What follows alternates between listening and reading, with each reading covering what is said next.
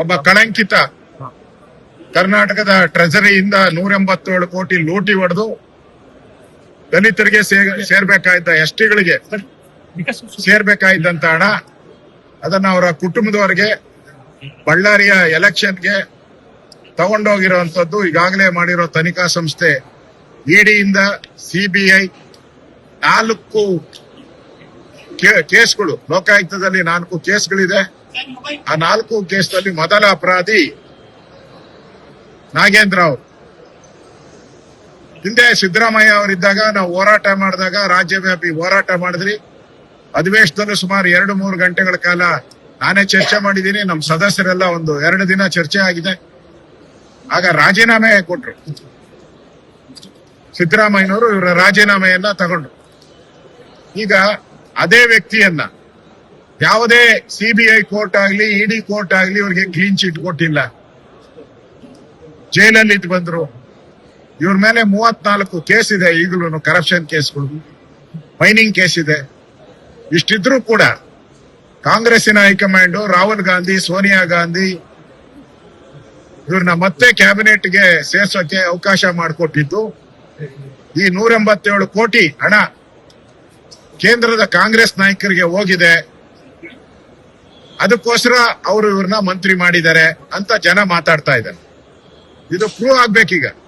ಕಾಂಗ್ರೆಸ್ ಅವರು ಹೈಕಮಾಂಡ್ ದುಡ್ಡು ತಗೊಂಡಿಲ್ಲ ಅಂದ್ರೆ, 187 ಕೋಟಿಯಲ್ಲಿ ಅವ್ರ ಶೇರ್ ಇಲ್ಲ ಅಂದ್ರೆ ಇವ್ರನ್ನ ಯಾಕೆ ತಗೊಬೇಕಾಯ್ತು ಮಂತ್ರಿಮಂಡಲಕ್ಕೆ?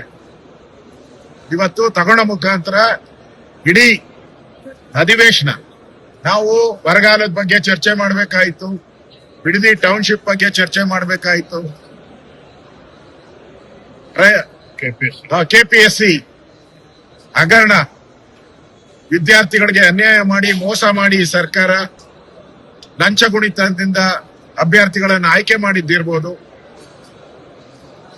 ಭಾಗ್ಯದ ಲಕ್ಷ್ಮಿನ ಇದು ಗೃಹಲಕ್ಷ್ಮಿ 2,000 ರೂಪಾಯಿ ಕೊಡ್ತೀನಿ ಅಂತೇಳಿ ಹಣನೂ ಸರಿಯಾಗಿ ಕೊಡ್ತಾ ಇಲ್ಲ.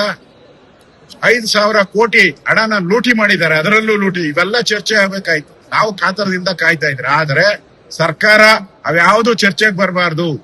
ನಾಗೇಂದ್ರನನ್ನ ಕ್ಯಾಬಿನೆಟ್ ತಗೊಂಡ್ಬಿಟ್ರೆ ಈ ಚರ್ಚೆ ಎಲ್ಲ ಬರಲ್ಲ ಅಂತೇಳಿ ಪ್ರೀ ಪ್ಲಾನ್ ಮಾಡಿ ನಾಗೇಂದ್ರನ್ನ ಇವತ್ತು ಕಾಂಗ್ರೆಸ್ ಹೈಕಮಾಂಡ್ ಮಂತ್ರಿ ಮಾಡಿರೋದು ನೋಡಿದ್ರೆ ಇದರಿಂದ ದೊಡ್ಡ ಷಡ್ಯಂತ್ರ ಇದೆ. ಹಣ ತಗೊಂಡು ಮಾಡಿರೋದು ಪ್ರೂವ್ ಆಗ್ತಾ ಇದೆ.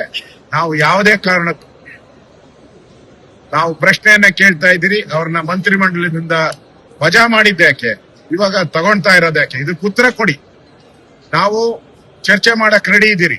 ಚರ್ಚೆ ಮಾಡಕ್ ಮುಂಚೆ ಅವರು ರಾಜೀನಾಮೆ ತಗೊಂಡ್ಲಿ, ಆಮೇಲೆ ನಾವು ಚರ್ಚೆಗೆ ನೋಟಿಸ್ ಕೊಡ್ತೀರಿ. ಇಲ್ಲ ಅಂದ್ರೆ ಸದನವನ್ನ ನಡೆಯಕ್ಕೆ ನಾವು ಬಿಡಲ್ಲ ಅನ್ನೋ ತೀರ್ಮಾನವನ್ನ ನಮ್ಮ ಪಾರ್ಟಿಯ ಅಧ್ಯಕ್ಷರು, ನಮ್ಮೆಲ್ಲ ಶಾಸಕರು ನಾವೆಲ್ಲ ತೀರ್ಮಾನ ಮಾಡಿದ್ದೀವಿ.